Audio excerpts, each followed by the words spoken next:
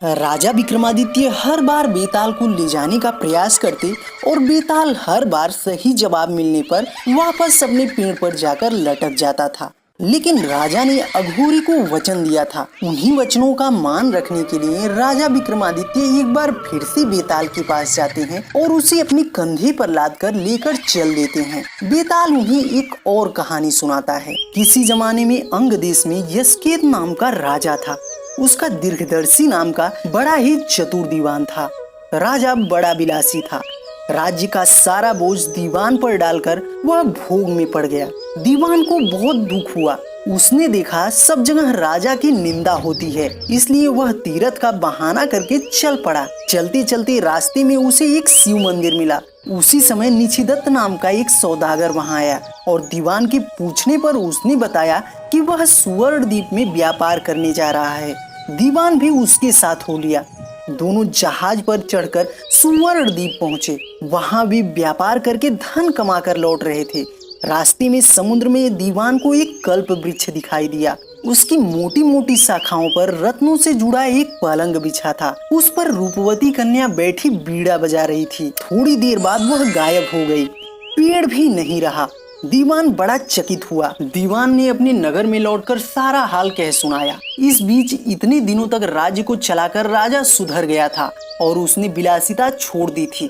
दीवान की कहानी सुनकर राजा उस सुंदरी को पाने के लिए बेचैन हो उठा और राज्य का सारा काम दीवान पर सौंपकर तपस्वी का भेष बनाकर वहां पहुंचा।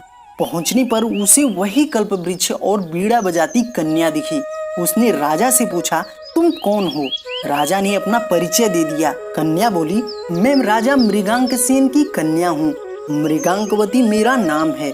मेरे पिता मुझे छोड़कर न जाने कहाँ चले गए। राजा ने उसके साथ विवाह कर लिया। कन्या ने यह शर्त रखी कि वह हर महीने के शुक्ल पक्ष और कृष्ण पक्ष की चतुर्दशी और अष्टमी को कहीं जाया करेगी और राजा उसे रोकेगा नहीं।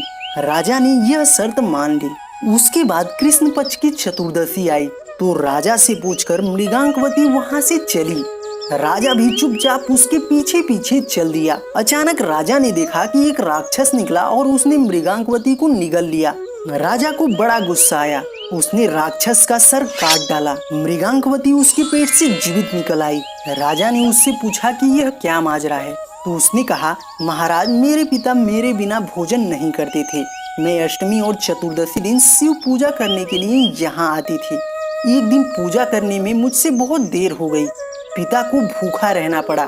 देर से जब मैं घर लौटी तो उन्होंने मुझे गुस्से में श्राप दे दिया कि अष्टमी और चतुर्दशी के दिन जब मैं पूजन करने के लिए आया करूंगी तो एक राक्षस मुझे निगल जाया करेगा और मैं उसका पीठ चीरकर निकला करूंगी। जब मैंने उनसे श्राप छुड़ाने के लिए अनुनय किया तो वह बोले, जब अंग देश का राजा तेरा पति बनेगा और तुझे राक्षस से निगली जाते देखेगा तो वह राक्षस को मार देगा, तब तेरे साप का अंत होगा। इसके बाद राजा उसे लेकर नगर में आया। दीवान ने यह देखा तो उसका हृदय फट गया और वह मर गया।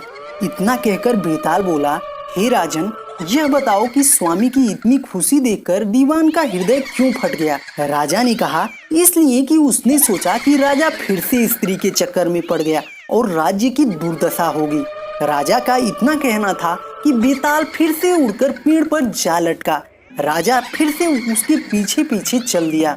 अगर वीडियो पसंद आया हो तो वीडियो को लाइक करें और ऐसी ही कहानियां सुनने के लिए चैनल को सब्सक्राइब करें। मिलते हैं अगली कहानी में।